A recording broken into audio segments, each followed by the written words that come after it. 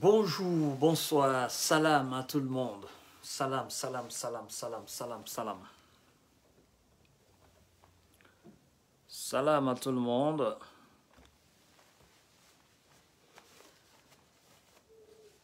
J'espère que vous allez bien. Prenez vos tabourets. Installez-vous confortablement là-dessus.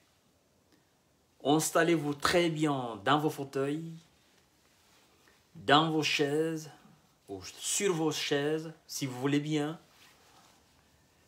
Installez-vous où vous voulez, mais tranquillement, tranquille. Et nous allons parler de l'interview du colonel Mamadi Doumbouya. Le colonel Mamadi Doumbouya, le colonel des Guinéens. Salam, salam, salam, salam. Bienvenue sur la page Jeunes Visionnaires. Vous savez désormais ce que vous devez faire, c'est de partager le live, c'est de liker la vidéo, c'est de mettre des cœurs et c'est de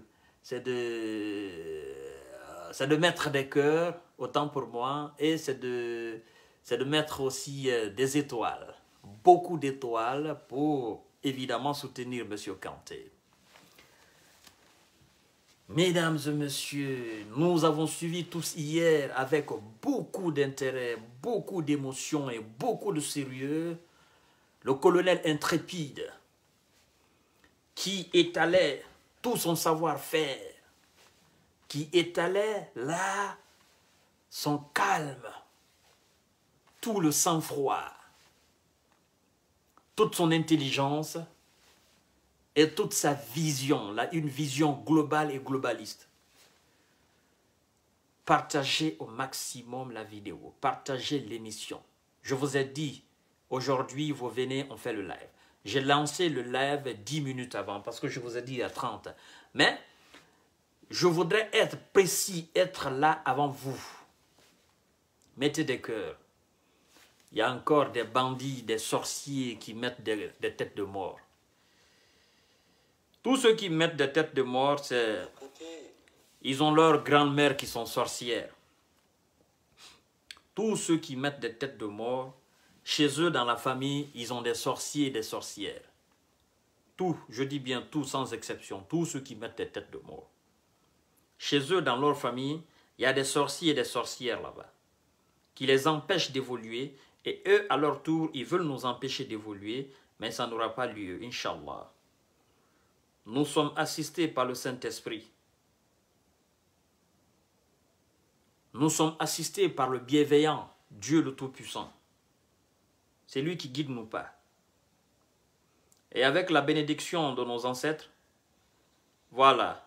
Alors, monsieur Ib Sindela Méthodique, toi tu es déjà bloqué. Bloqué et supprimé. C'est fini pour vous. Je vous ai dit, c'est lui qui vient mettre des têtes de mort ici, je le bloque. Maintenant, dorénavant, vous n'allez plus voir les lives de M. Kanté. Je vous ai bloqué, hein, Monsieur Ibé Sindela Méthodique. Vous êtes déjà bloqué, c'est fini. Vous ne pouvez plus assister au live de M. Kanté. Tous ceux qui mettent des têtes de mort, désormais, je les bloque. Vous voyez? C'est un individu comme ça. Vous voyez sa tête? Vous voyez son nom là-bas? C'est Sindeko là. Un incapable même de s'assumer. Il ne peut même pas mettre son vrai compte. Il crée un faux compte pour venir mettre des têtes de mort. Tu mets des têtes de mort, je te bloque. Parce que je ne t'ai pas invité. Désormais, c'est comme ça. Cache-cache. Il n'a ça ni bloqué ni wallet. Ah, bien sûr. Mettez des cœurs, Yandi. Au cœur, Sambemeni va. Cœur et Nanya. Au cœur et Sambemeni. Wa like. Et puis, où étoile ça? Tous ceux qui veulent soutenir M. Kanté, où étoile ça? Étoile et Nanya. C'est des étoiles qui sont là. Vous voyez des étoiles, vous mettez des cœurs, vous likez la vidéo et vous mettez des étoiles. Les étoiles sont là. Je vous ai dit aujourd'hui, à 20h30 de Paris, Il reste encore 3 minutes. Je n'ai pas encore commencé le live. Partagez le live. Partagez le live. Je veux un maximum de partage. Il y a déjà 142 partages. Je veux un maximum de partage. Un maximum de partage. Envoyez dans tous les groupes possibles. Dans tous les groupes possibles. Celui qui met des têtes de mort, je te bloque. C'est fini. Oui, je vous ai beaucoup accepté, je vous ai beaucoup pardonné, je vous ai beaucoup supplié, mais vous ne comprenez pas. Tu mets des têtes de mort, ni bloqué direct, ni bama amé cuit. Parce que il tend, mais rien n'ira. Et moi, m'a évolué fait. Rien m'a évolué fait. Et moi, m'a né empêché fait. Donc, ni bloqué, m'a né direct, ni wallet. Ni wallet. Ni wallet, direct. Poubelle cuit. Partagez au maximum la vidéo et mettez beaucoup de cœur, mettez des étoiles, likez la vidéo, mesdames et messieurs. Alors, mesdames et messieurs, vous savez, moi c'est Kanté, Soumaoro Kanté. Il me reste encore 2 minutes. Je vous ai dit à 30. Je vous ai dit à 20h30 d'ici, 19h30 de la Guinée. Il me reste encore 2 minutes avant d'entamer le live. Donc, je veux un maximum de partage. Vous savez, on me dit que je suis quelqu'un qui n'a pas sa langue dans sa poche, je l'accepte. On me dit que je suis un vendu, je l'accepte. On me dit que je suis un maudit, je l'accepte. Mais par contre, ceux qui ne sont pas maudits, ils sont incapables de faire comme moi. Ceux qui ne sont pas des indignes, ceux qui sont dignes, ils sont incapables de faire comme moi ou faire plus que moi. C'est ça le paradoxe. Quand vous appelez quelqu'un maudit, il faut avoir la capacité de faire plus que lui. Ou il faut faire quelque chose mieux que lui, mieux que ce qu'il fait. Et là, on se rendra compte de ta capacité d'intelligence et de ta faculté humaine. On saura qui tu es. Mais toi, tu fais rien, tu n'es rien. Parce que pour être quelqu'un, il faut faire quelque chose. Et pour être un grand, il faut faire une très grande chose. Voyez-vous, ce sont des ignorants, des têtes de mules. Des têtes de mules qui rentrent dans mon inbox et qui me parlent d'une certaine manière. Voilà, mais moi je ne les considère pas. Vous connaissez mon calme. Vous savez qui je suis. Vous et moi, il y a longtemps, on est ensemble. Mesdames et messieurs, taguez-moi le colonel Mamadi Doumbouya, taguez-moi tous les éléments du CNRD, taguez-moi les responsables de la Guinée et taguez-moi tous les fils dignes de la République de Guinée, taguez-moi en un mot le peuple de Guinée, taguez-moi la Guinée elle-même. Elle-même. Alors, il est 20h30 précise. Bonsoir, salam à vous tous. J'espère que vous allez bien, j'espère que vous êtes entrés chez vous après le travail. J'espère que la journée s'est passée dans les conditions les meilleures. J'espère que vous vous portez bien. Alors évidemment, pour nos frères et compatriotes, nos concitoyens qui sont dans les lits d'hôpital, tout simplement, nous leur souhaitons prompt établissement, qu'Allah leur donne la santé et qu'ils se débarrassent de ce qui est démon. Moi, j'appelle la maladie démon quelque part. Je demande aussi une bénédiction pour tous nos frères et sœurs qui sont là en Europe, aux États-Unis, en Chine, à travers le monde, qui sont dans les besoins, qui n'ont pas de papier, qui n'ont pas de travail. Je vous demande de bénir pour eux, évidemment. Je vous demande aussi de bénir pour nos frères qui n'ont pas de femmes, pour nos sœurs qui n'ont pas de mari, mais qui cherchent dignement. Bénissez pour ses concitoyens et ses confrères de la République de Guinée. Je demande aussi qu'on bénisse l'armée guinéenne. Je demande qu'on bénisse les éléments du CNRD. Je demande qu'on bénisse aussi le colonel Mamadi Doumbouya. Je demande qu'on bénisse la Guinée. C'est très important. Très, très important. Et avant de commencer ce live, je vous ai dit que je vais parler largement aujourd'hui de l'interview du colonel Mamadi Doumbouya que vous avez écouté hier. Bien évidemment, je ne vais pas revenir sur son interview de long en large. Ce serait perdre le temps. Mais je vais toucher les points essentiels, les points qu'il faut retenir, les points qui intéressent le peuple. Tout intéresse le peuple, mais parmi ceux qui intéressent le peuple, il y a ceux qui intéressent le peuple le plus. Je ne vais pas venir de fond en comble sur l'interview. Ce serait perdre le temps. Alors, mesdames et messieurs, vous savez, on dit que tout homme est perfectible à l'infini, que toute intelligence peut servir dans des conditions aussi négatives que positives. Entre le 5 septembre et aujourd'hui, nous constatons une amélioration fulgurante du côté de notre colonel téméraire Mamadi Doumbouya. Le 5 septembre, nous l'avons vu dans un climat un peu chaud, avec un langage un peu hésitant, mais aujourd'hui on le sent rassuré. On le sent calme. On ne le sent plus craintif. D'accord? Il a la tête tranquille et il sait que le peuple l'accompagne. Ça, c'est très important.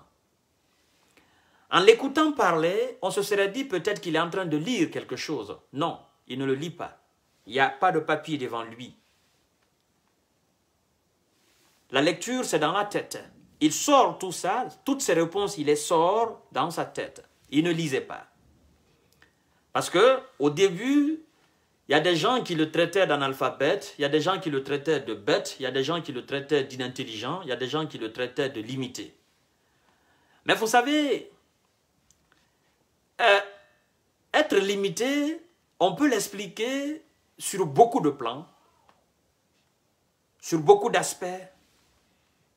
Mais le colonel est loin d'être un homme limité.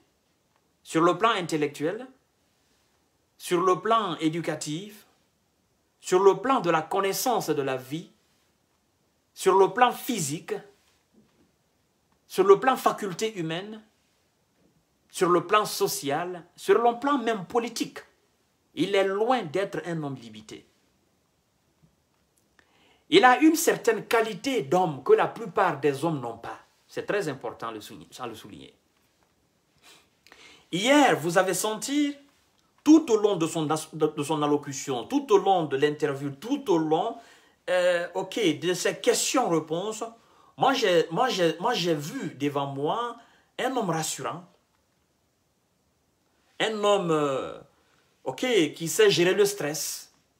Parce que si je dois faire une étude comparative entre le colonel Mamadi Doumbouya, le général Sekouba Konaté, le capitaine Dadis Camara et Lansana Conté en 1984, je trouve que parmi tous les militaires que la Guinée a connus dans les moments de transition à la tête de notre République de Guinée, le colonel Mamadi Doumbouya est beaucoup plus précis, beaucoup plus clair, beaucoup plus visionnaire, beaucoup plus calme, beaucoup plus instruit et beaucoup plus intelligent.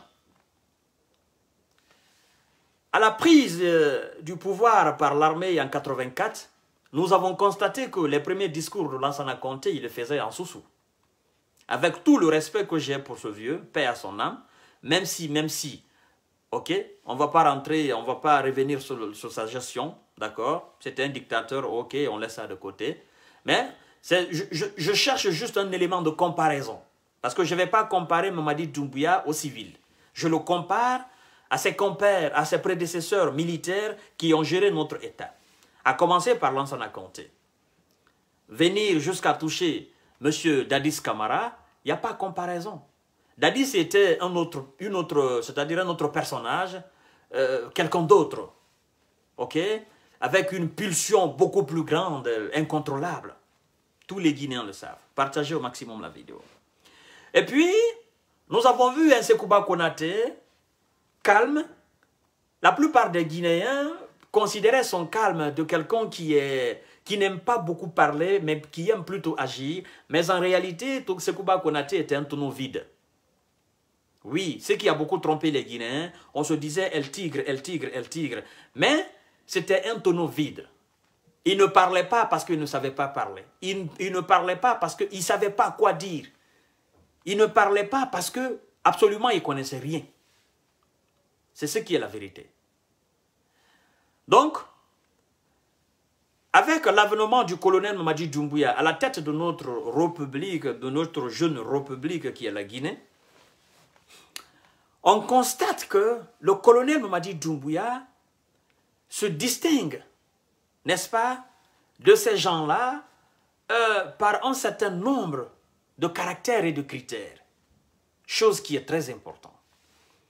D'abord, sa première qualité, c'est d'être à l'écoute des autres. Avant de parler, il écoute, c'est très important à le souligner, le colonel Mamadi Doumbouya. Depuis que je l'ai vu à la tête de l'État, pour ceux qui savent faire la lecture des images, regardez aux alentours du colonel Mamadi Doumbouya, de la prise du pouvoir le 5 septembre jusqu'à aujourd'hui, c'est quelqu'un qui est à l'écoute. Et c'est quelqu'un, après avoir écouté, il synthétise dans sa tête et il applique ce qui est mieux pour ce qu'il appelle la Guinée. C'est très important à le souligner. Je me souviens encore, quand il se tenait devant les journalistes pour répondre à quelques questions, je pense que c'était Mohamed Kouala de Espace FM, ben, il tenait un discours et puis il y a M. Bala Samoura qui était à côté de lui. En parlant, voilà, Bala est venu le chuchoter quelque chose dans l'oreille, d'accord? Et directement, il a dit ce que Bala a dit. Ça veut dire que c'est quelqu'un qui ne se prend pas, c'est quelqu'un qui n'est pas hautain. Aurait été Dadis Camara, tout simplement, il allait humilier la personne, son compère, qui l'aidait, d'accord? Oui, Sekouba Konaté, ben, en parlant d'Addis, voilà, il faisait d'une certaine manière. Mais avec le colonel Mamadi Doumbouya, c'est totalement différent.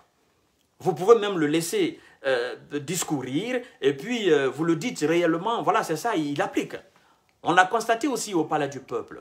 Donc, quelqu'un qui est à l'écoute publiquement devant des gens, cette personne ne manquera pas d'écouter aussi dans le privé. Ça, c'est une qualité très importante à le souligner. Ça veut dire que les conseillers qui sont autour du colonel Mamadi Doumbouya, vous devez tout simplement être fiers de lui. Parce que nous, le peuple, on se rend compte qu'il vous écoute. Nous, le peuple, on fait la part des choses. C'est très important. L'écoute avant d'agir. Ça, c'est une qualité d'homme qu'il faut très bien apprécier. Deuxièmement, le colonel, il a un corps expressif. Je ne sais pas si je me fais comprendre. Il a un corps expressif. C'est-à-dire, c'est quelqu'un, même s'il n'ouvre pas la bouche, on sent tout de suite ce qu'il veut. C'est-à-dire, il dégage une chaleur positive. Voyez-vous, quand vous vous tenez à ses côtés, on sent que son entourage du moins est rempli de ferveur et de lumière. Donc c'est quelqu'un qui a un corps expressif. Il a un visage aussi expressif. Et quand on regarde son visage, on dit que l'homme est inconnu. Ça c'est vrai. Mais quand moi je regarde son visage, je sens de la sincérité, c'est-à-dire le visage expressif, mais aussi sincère. Ça, c'est très important. Et pour ceux qui savent faire la lecture des cils et des sourcils, des yeux, quand le colonel parle, on sent qu'il n'a pas besoin de réfléchir aussi longtemps pour répondre. Les réponses viennent spontanément du moins. Les réponses sont claires, précises. Il ne s'explique pas dans un langage tordu, il va droit au but. Tout simplement parce que ce qu'il dit, il a déjà dans la tête. Il n'a pas besoin de sortir dans les universités de Sorbonne ou Oxford, non.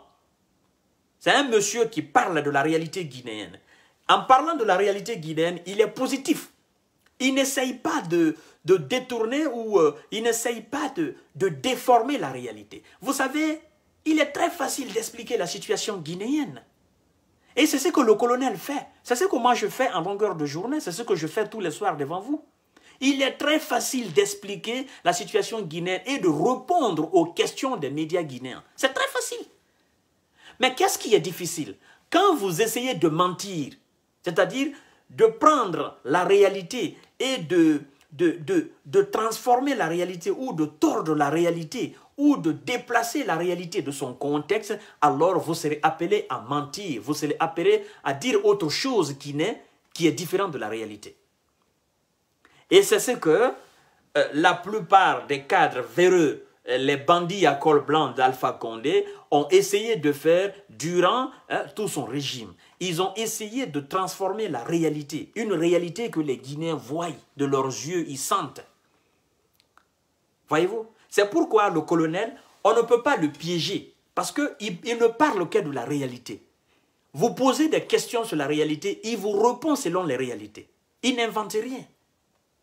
Voyez-vous, c'est là la différence entre le colonel Mamadi Doumbouya et ceux qui étaient là tout récemment et qui essayaient à tout moment de nous mentir, de nous faire croire que « oh, ça va en Guinée, oh, dans 2 ans, nous allons dépasser la Côte d'Ivoire, oh, dans 2 ans, nous serons la deuxième puissance de l'Afrique de l'Ouest, oh non, nous serons proches du Nigeria, et non, il y a des Africains qui sont jaloux de cela. » Donc, bon, écoutez, on sait tous que ça, c'était du mensonge du moins. C'était du blabla. C'est pourquoi le colonel, il ne passe pas par mi-chemin pour répondre aux questions. Alors, mesdames et messieurs, je vous ai parlé du colonel Mamadi Doumbouya, corps et âme et esprit. Je vous ai parlé. Alors, ce que le colonel Mamadi Doumbouya a sorti de sa bouche en répondant aux questions de ces quelques journalistes qui se tenaient devant lui, nous allons prendre l'essentiel. Nous n'allons pas revenir sur tout, mais nous allons parler de l'essentiel. Quand on lui pose la question par rapport au motif de la prise du pouvoir par le CNRD, entre sa découverte et la prise du pouvoir le 5 septembre, mais il est clair. Pour lui, c'est devenu une répétition, une sorte de redondance. Voyez-vous, il a déjà dit à la prise du pouvoir les raisons qui l'ont motivé à prendre le pouvoir. Donc, si vous, les journalistes, vous venez lui poser la même question, mais c'est facile pour lui. Il répond par la même manière. La gabegie financière, l'instrumentalisation de la justice, le vol, la division du peuple, oh, la corruption, oh, le mensonge, oh, voilà, la marginalisation du peuple de Guinée, ben, ce sont les raisons qui ont motivé, évidemment, le colonel à prendre le pouvoir. Mais c'est clair, on n'a pas besoin d'expliquer cela. Il l'a dit 1000 fois. C'est ce que lui-même a dit. Il dit, à la réponse de cette question, je pense que je l'ai déjà dit à la prise du pouvoir depuis le 5 septembre. Je l'ai déjà dit. Alors, à la question aussi, voilà, parce que c'est une question qui intéresse beaucoup le peuple de Guinée, le sort d'Alpha Condé. Mais je pense que le colonel, là, il a été très intelligent là-dessus. Et c'est là, c'est pourquoi je vous dis de suivre ce monsieur de près. Ne vous éloignez pas de lui, mais suivez-le de près. Partagez au maximum la vidéo. Je pense que les journalistes, ils auraient voulu que le colonel dise « Nous allons juger Alpha Condé » ou bien « Je vais juger Alpha Condé ». Le sort que je réserve à Alpha Condé ou bien le sort que l'armée guinéenne réserve à Alpha Condé, c'est ça. Mais le colonel, il est intelligent. Ce n'est pas quelqu'un qui est limité. Il dit d'abord, il faudra qu'on soit clair. Alpha Condé, c'est un Guinéen. Quand il dit Alpha Condé, c'est un Guinéen, qu'est-ce qui suit l'expression? Même si lui-même, il n'avoue pas, mais il y a tout un chapelet d'expressions ou d'explications qui suit cette expression en disant Alpha Condé est un Guinéen. Alpha Condé est un Guinéen. Ce qu'on doit faire Alpha Condé, ça va se passer en Guinée. Alpha Condé est un Guinéen, il a dirigé la Guinée. Il mérite de rester en Guinée. Alpha Condé est un Guinéen, s'il a commis des crimes, il sera jugé par les Guinéens. Alpha Condé est un Guinéen, s'il a commis des assassinats, il sera jugé par le peuple de Guinée et condamné par le peuple de Guinée. Mais il a répondu d'une façon pédagogique, d'une façon intelligible et intelligente, en disant, je pense que la justice, nous avons déjà mis la justice en place, il y a une ministre de la justice, la justice sera indépendante, le pouvoir exécutif ne fera pas pression sur la justice.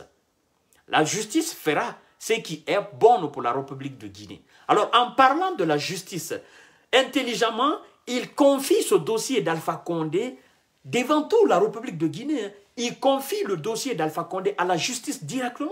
Ça voudra dire tout simplement que tous ceux qui vont essayer de formuler cette question d'une autre manière, il va vous dire de vous adresser dorénavant à la ministre de la Justice, en la personne de Mme Yari Soumassi, Yari Bangoura ou Yari Soumassi, je ne me trompe pas. C'est-à-dire que le colonel Mamadi Doumbouya, moi j'apprécie beaucoup sa démarche. Il veut responsabiliser tout le monde. Il veut que tout le monde soit au même niveau d'égalité, au même niveau de responsabilité. Le ministre de l'économie, qu'il soit capable de répondre aux questions économiques. Lui, colonel, n'est pas un économiste. Le ministre des Mines, qu'il soit capable de répondre aux questions qui sont liées aux mines. Lui, il ne connaît pas les codes miniers. Le ministre de la Santé, qu'il soit capable de répondre aux questions qui sont liées à la santé, ainsi que le ministre de la Sécurité, le ministre de l'Administration, que tout le monde soit capable d'assumer et de répondre aux questions liées à ces fonctions. Et lui, en tant que président de la transition, en tant que le coordinateur de tous ces ministres-là, on viendra le faire du compte. Et bien évidemment, s'il y a maintenant des questions d'ordre présidentiel, en tant que président de la transition, il va s'appuyer sur la conclusion de ces ministres, de ces responsables guinéens pour répondre évidemment aux journalistes qui vont le poser des questions. C'est pourquoi il dit, la ministre de la Justice fera son travail. Et c'est pourquoi j'ai dit que la justice sera dorénavant la boussole de notre administration. C'est très important. Donc, Madame Yari Souma, vous avez un dossier lourd, ce dossier d'Alpha Condé. Qu'est-ce que vous allez en faire? Je pense que M.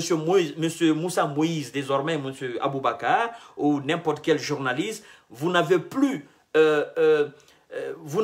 l'obligation de poser cette question au colonel Mamadi Doumbouya, à savoir quel est le sort, quel sort réserve-t-on à Alpha Condé? Vous devez plutôt poser la question à la justice guinéenne. Alors, évidemment, mesdames et messieurs, sur ce dossier d'Alpha Condé, il y a beaucoup de choses qui tournent autour. On sait tous, on est conscient de ce qui s'est passé tout au long du régime d'Alpha Condé. Le colonel Mamadi Doumbouya lui-même, il le sait. Mais pour que Alpha Condé soit directement mis en cause, il faudra faire un compte, il faudra faire de l'audit, il faudra faire quelque chose pour pouvoir directement incriminer M. Alpha Condé avec des preuves. Même si on a des preuves, mais il faudra enquêter sur sa gestion. On ne peut pas prendre comme ça Alpha Condé, parce que tout au long de son régime, il y a eu des assassinats, il y a eu des tueries. On ne peut pas le prendre comme ça, le traduire devant la justice. Il faudrait qu'on parte avec un dossier devant la justice, devant le président de la justice, pour dire durant tout le long de la gestion d'Alpha Condé, durant les 10 ans d'Alpha Condé, c'est ce qui a été fait, c'est ce qui n'a pas été fait. Les crimes qui ont été commis, ce sont ces crimes-là. Et on sait qui donnait les ordres. Le responsable suprême de la Guinée, c'était Alpha Condé, et donc c'est lui. Maintenant, c'est à Alpha Condé de nous donner des explications, à savoir qui a donné des ordres pour tuer, qui a donné des ordres pour voler, qui n'a pas fait quoi, qui n'a pas fait bien son travail. C'est à Alpha Condé maintenant de situer les responsabilités. Mais on ne peut pas le traduire directement devant la justice sans un dossier. Il faut qu'on monte un dossier en béton. Oui, tous les Guinéens veulent qu'on juge Alpha Condé, mais on va le juger sur quoi? C'est sur un dossier. Nous sommes un État qui se veut du droit et du respect, un État qui se veut de démocratie, un État qui se veut d'un État exemplaire. Et pour cette exemplarité, nous devons être capables de faire les choses dans les règles de l'art. C'est ce qui est très important. Alors je vois évidemment des gens dire souvent, il y a 2 poids 2 mesures en Guinée, on a libéré les trucs de Bill Gates, on a fait ceci, on a condamné 2 personnes là-bas. Vous savez, avant de parler d'une certaine manière, il faudrait connaître d'abord la juridiction guinéenne. C'est très important. C'est comme vous voyez quelqu'un qui a menacé toute une communauté en République de Guinée ou qui a insulté toute une communauté de la République de Guinée. Par rapport à quelqu'un d'autre qui a insulté un individu, un citoyen, Ce citoyen part porter plainte contre l'individu et traduit l'individu devant la juridiction compétente, devant la justice guinéenne. On juge la personne, il perd le procès, on l'emprisonne. Et puis des gens se mettent à dire, ah, pourquoi telle personne a insulté toute une communauté, on ne l'a pas jugé. Est-ce que c'est 2 poids 2 mesures? Non. La personne qui a insulté toute une communauté, parmi cette communauté-là, qui a pris la peine d'aller porter plainte contre cet insulteur public? Personne ne l'a fait. Donc, l'État ne peut pas s'emparer de quelqu'un parce qu'il a insulté toute une communauté. Il faudrait que quelqu'un parte porter plainte pour qu'on puisse arrêter la personne qui a insulté toute une communauté. C'est pourquoi je vous dis, cherchez d'abord à connaître vos droits et vos devoirs en République de Guinée, c'est très important. S'il n'y a pas de plainte contre quelqu'un, mais on ne peut pas l'envoyer une convocation, on ne peut pas le traduire devant la justice, on ne peut même pas l'envoyer devant un commissaire. Qu'est-ce qu'il va dire? Il a quel dossier? On ne peut pas envoyer une convocation contre quelqu'un qui n'a jamais fait l'objet d'une plainte ou l'objet d'une arrestation. Alors, on va faire les choses dans les règles de l'art. On continue. Le colonel, à la question de la transition, parce que je vous ai dit que je ne vais pas rentrer, je ne vais pas parler de fond en comble l'interview, je vais toucher des points essentiels, des points qui intéressent vraiment au peuple de Guinée. À la question de la transition, la durée de la transition, il dit quelque chose, moi, qui m'a beaucoup touché. Il dit, si j'avais le remède de cette situation en 2 jours, je l'aurais fait en 2 jours et partir. Ça, c'est très important. Il dit, il y a une maladie en Guinée. Si j'avais le remède de cette maladie en 2 jours, j'aurais traité cette maladie en 2 jours et partir. Il dit, mais malheureusement pour moi, je ne peux pas. Et qu'est-ce qu'il dit de plus? Il dit, qui suis-je pour imposer une date aux Guinéens? Madre mia, ça, j'ai aimé. Il dit, qui je suis pour imposer une date aux Guinéens? Je ne suis personne. Je ne suis qu'un esclave guinéen. Parce que être chef d'État d'une république, vous êtes le premier esclave de cette même république. Normalement, vous ne devez pas dormir. Vous devez être l'homme le plus soucieux de toute la république. Le colonel Mamadi Doumbouya, tout simplement, il se considère aujourd'hui comme un esclave. C'est le dernier des Guinéens, c'est le premier des Guinéens et c'est le noyau central des Guinéens. Donc, la responsabilité est immense et débordante. C'est pourquoi il dit, qui je suis pour imposer une date aux Guinéens? J'ai dit aux Guinéens, j'ai dit à toutes les structures sociales, à toutes les composantes de notre nation de faire des propositions. Ce sont les Guinéens qui vont s'imposer une durée de transition. Moi, je ne suis que le responsable. Je suis la voix du peuple. C'est ce que ça veut dire. Qui suis-je pour imposer une date aux Guinéens? Sincèrement, mon colonel, respect à vous. Vous n'êtes personne pour imposer une date aux Guinéens. C'est pourquoi vous avez demandé aux Guinéens de vous faire une proposition. Et à travers cette proposition, vous allez enfin annoncer une date de la transition. C'est ce qui est très important. Il a répété cette phrase-là au moins 2 ou 3 fois dans l'interview en disant « Qui suis-je ? Qui suis-je? Qui suis-je pour faire ça ?» Ça, c'est très important. Ça veut dire lui-même, il est conscient qu'il n'est absolument rien, qu'il est un Guinéen tout simple. Mais ce qui le distingue aujourd'hui des autres Guinéens, il a une responsabilité, c'est un esclave, il doit faire les choses dans les conditions les meilleures et les choses de la façon la plus subtile possible, la façon la plus transparente, la plus crédible possible. À la question aussi, est-ce que la Guinée, le colonel veut organiser les élections selon les moyens guinéens ou est-ce qu'il est prêt à faire appel, n'est-ce pas, à l'aide des organisations financières internationales? Ça aussi, j'ai aimé. Il dit, la Guinée est violemment riche. Violemment riche, richesse du sol et richesse du sous-sol et richesse sociale, humaine. C'est très important. Il dit, mais nous pouvons organiser notre élection. Mais pour la crédibilité, là, les Guinéens doivent comprendre quelque chose. Là, quand il dit la crédibilité, les Guinéens doivent se rappeler d'un événement tout proche. Quand Alpha Condé se taguait la poitrine pour dire « nous avons organisé 3 élections sans demander de l'aide internationale ». Et là, le colonel sort un mot en disant « la crédibilité ». Ça voudra dire que lui, il veut de la crédibilité dans l'affaire. Il dit « nous avons besoin de nos partenaires à l'international ».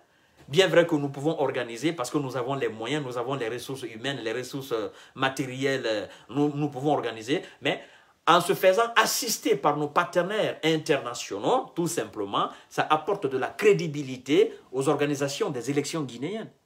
C'est ce qu'Alpha Condé a refusé, parce qu'il ne voudrait pas que ses partenaires internationaux fouillent dans les dossiers et constatent qu'il y a eu de la fraude. C'est pourquoi Alpha Condé, il était victime. Ok? Il était tout simplement, qu'est-ce que je veux dire? Il était victime de... Il n'avait pas de légitimité, il n'avait pas de légalité au fait. Il n'y avait pas de crédibilité, il n'y avait pas de crédit dans cette organisation des élections-là. C'est pourquoi le colonel dit la crédibilité. Et ça, les Guinéens doivent prendre son argent comptant. Ça, c'est très important. Ça, j'ai beaucoup apprécié la partie-là. Et je pense que vous avez compris déjà que le colonel ne va pas organiser les élections Mad Alpha Condé, mais il va organiser les élections pour qu'il y ait de la crédibilité, de la transparence et de la démocratie, de l'inclusivité. C'est très important. Alors, mesdames et messieurs, je vous ai dit que je ne vais pas m'étaler de long en large sur l'interview.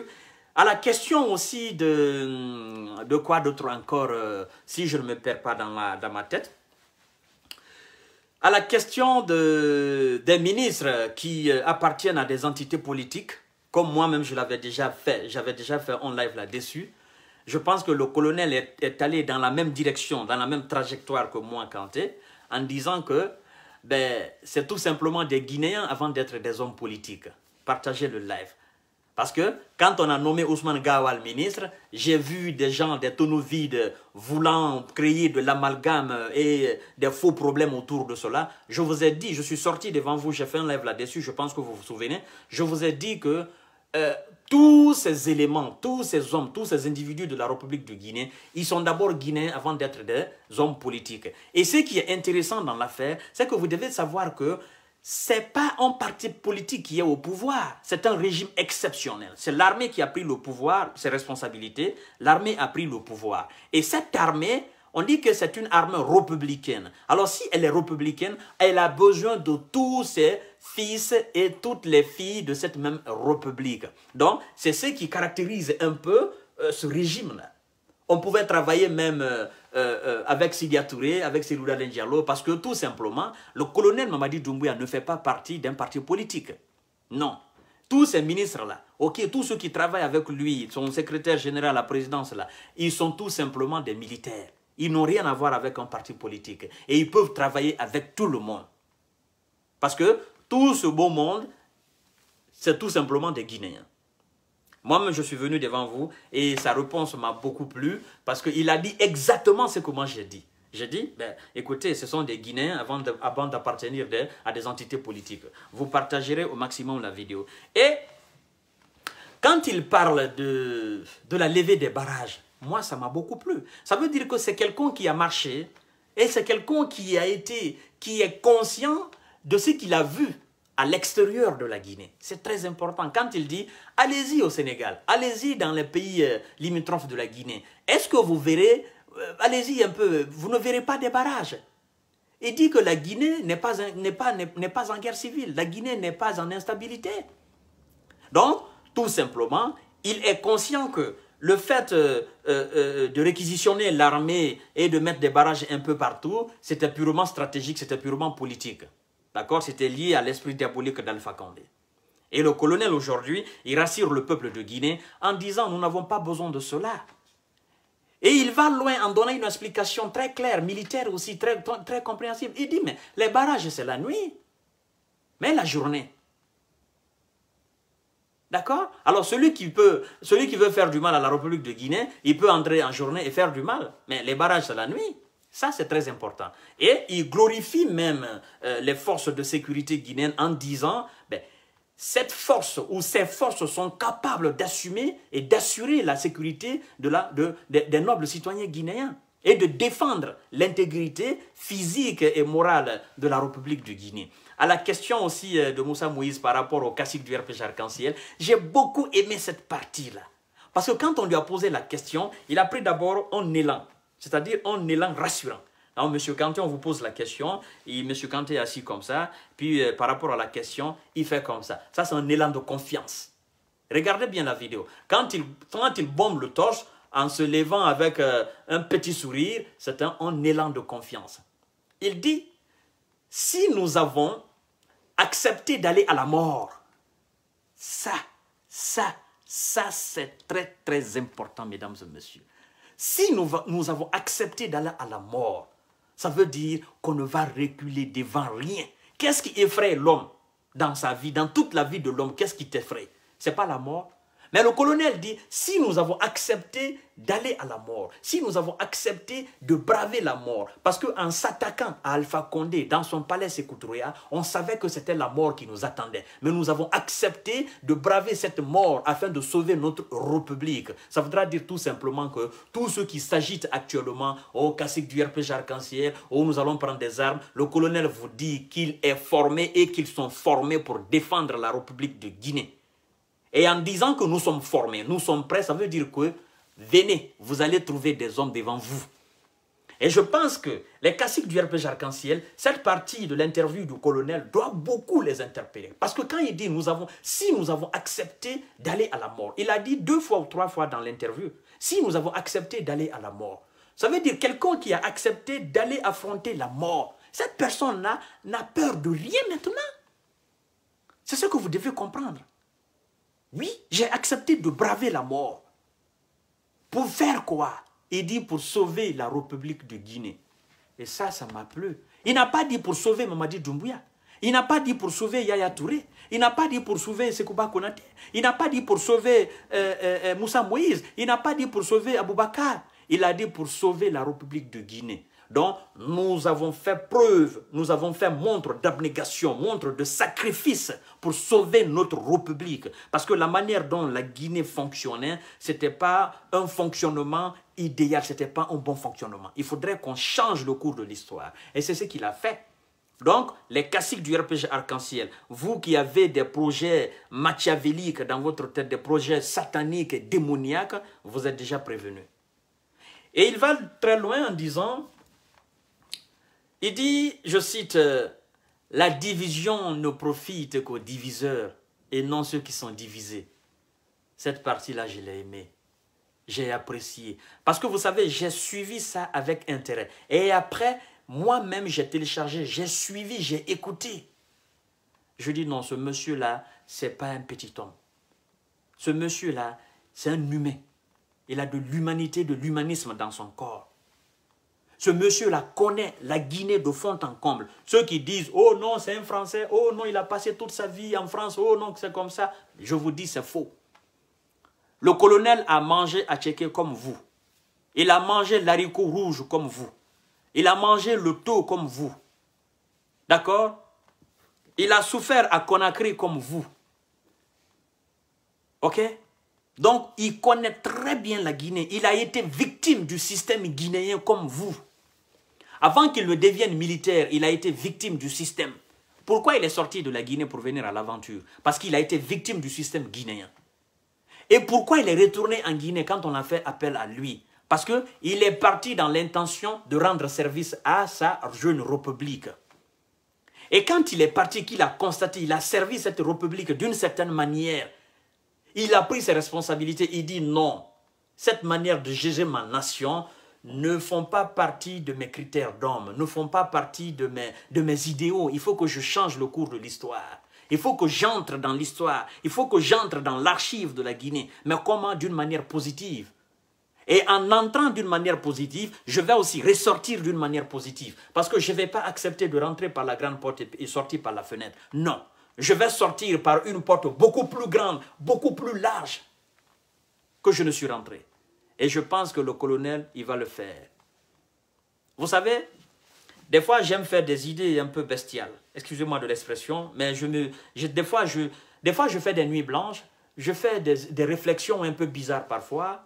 Alors, je me dis que si ce colonel était un politicien qui n'était pas militaire, et qu'il avait eu avec toute cette intelligence qu'il a là, tout ce patriotisme et ce nationalisme c'est-à-dire qui envahit son corps, c'est-à-dire toutes ces qualités humaines, et toute cette grande ambition qu'il a pour la République de Guinée, s'il était venu au pouvoir d'une façon civique et non militaire, qu'il était la tête d'une formation politique et qu'il avait gagné les élections, mais il serait sincèrement un président exemplaire dans toute l'Afrique entière.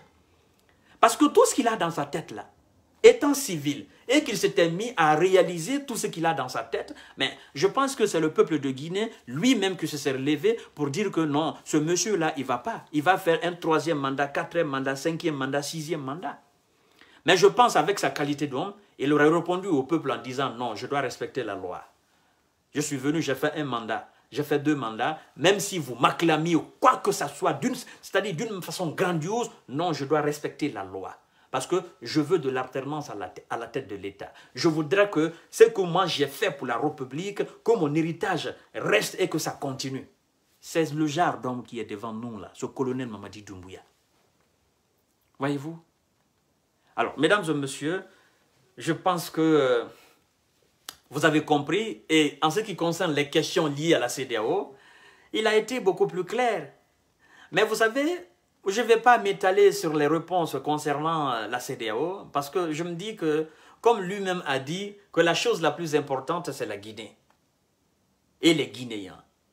Parce que si on s'entend entre nous, si on est bien entre nous, ben on n'a pas besoin d'assistance internationale.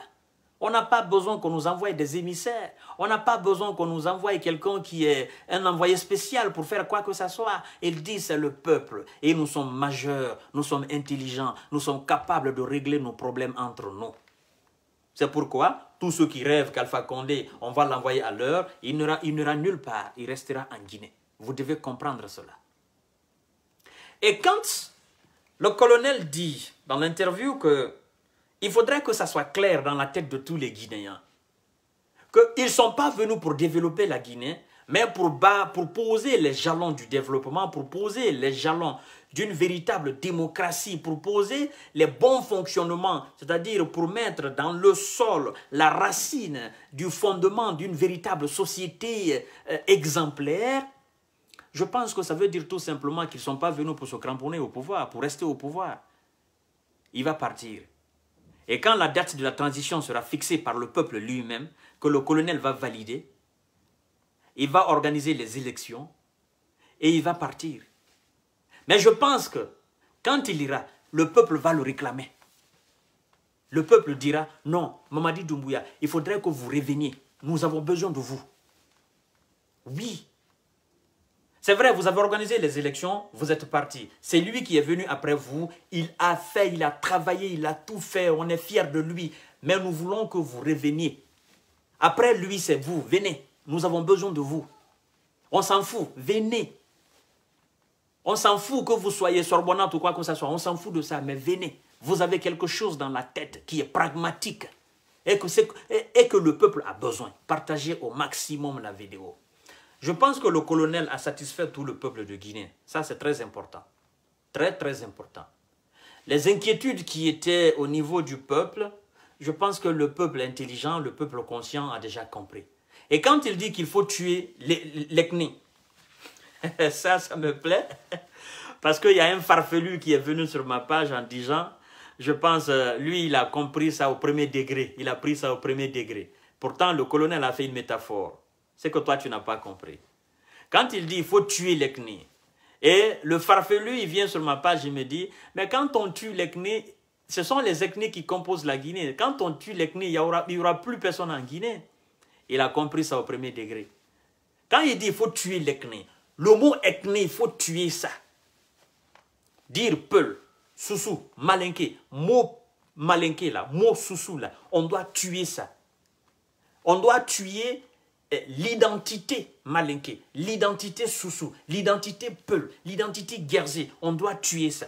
Et il va donner un exemple terre à terre en disant, quand vous sortez de la République de Guinée, mais vous êtes fiers d'avoir le passeport guinéen, vous êtes fiers de dire à l'étranger que vous êtes guinéen. À partir du moment où vous revenez en Guinée, vous cherchez entrer dans une bulle d'ethnie et de techno. Il dit c'est ce qu'il faut, c'est-à-dire c'est ce qu'on doit tuer. On doit tout simplement être guinéen à l'étranger et guinéen à l'intérieur. Ça, c'est très important. Mais je pense que ça demande un très grand travail à faire. Et le colonel lui-même, il est bien conscient de cela. Et je pense qu'on doit l'accompagner, on doit l'apprécier, on doit le soutenir. Partager au maximum la vidéo, les amis. Mettez des cœurs, likez la vidéo.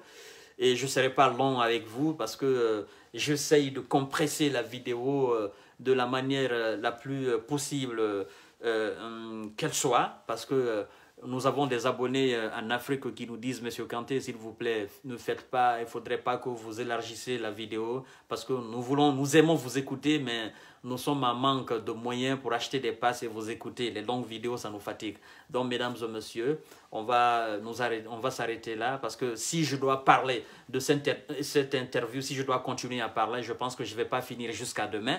Parce que c'est tellement intéressant, tellement clair, tellement subtil, tellement acceptable et tellement fluide que normalement on n'a même pas besoin de parler de cela ou de réexpliquer de notre manière. Mais vous savez, bon, tout le monde n'a pas la même quintessence, la même intelligence et la même faculté de compréhension que la plupart des Guinéens aussi. Donc sur ce, je vais vous dire bonsoir, vous partagerez au maximum la vidéo, vous qui allez suivre la vidéo après, et nous allons continuer de bénir notre colonel Mamadi Doumbouya, que Dieu le protège et que Dieu continue de guider son pas, d'accord, que Dieu l'assiste et que Dieu assiste le peuple de Guinée.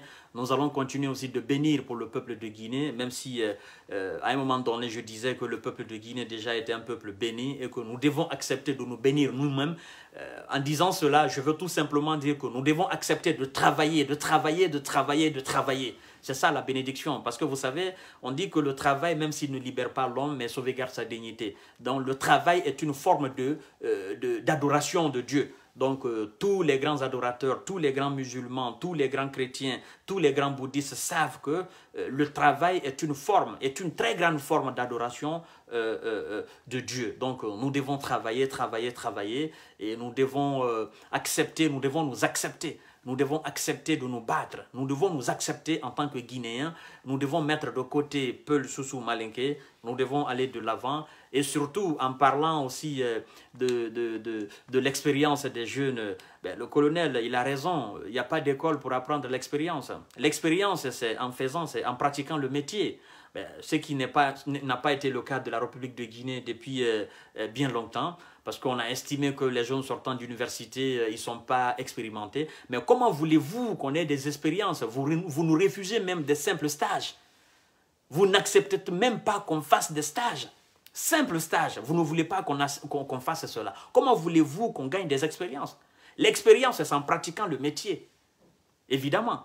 Alors, c'est pourquoi le colonel dit, il n'y a pas d'école pour apprendre l'expérience. Il faut mettre les jeunes devant les faits et il faut les montrer. Il faut accepter les erreurs qu'ils vont commettre. Il faut les rectifier parce que ce sont eux l'avenir de la République de Guinée. Donc, nous devons les assister. Ils doivent nous assister. C'est nous les jeunes. Ils doivent nous assister. Ils doivent nous mettre devant les faits. Même si la tâche elle est compliquée, elle est lourde, mais c'est quelqu'un qui les a eux aussi mettre, c'est quelqu'un qui les a mis devant les faits, c'est quelqu'un qui les a acceptés, c'est quelqu'un qui les a corrigés. Donc, si quelqu'un les a corrigés, qu'ils ont acceptés, nous aussi, ils doivent nous mettre devant les faits, nous accepter et corriger nos erreurs pour qu'on ait aussi des expériences. Nous aussi, à notre tour, nous devons léguer la même logique à nos successeurs. Mais, évidemment, il a raison. Donc, voilà un peu. Mesdames et messieurs, je vais vous laisser, c'est ce que je vous ai dit. Parler de long en large cette interview. On va passer la nuit ici. Donc sur ce, je vous dis bonsoir. À demain, Inch'Allah. Je vous aime et je vous love. Bisous à vous.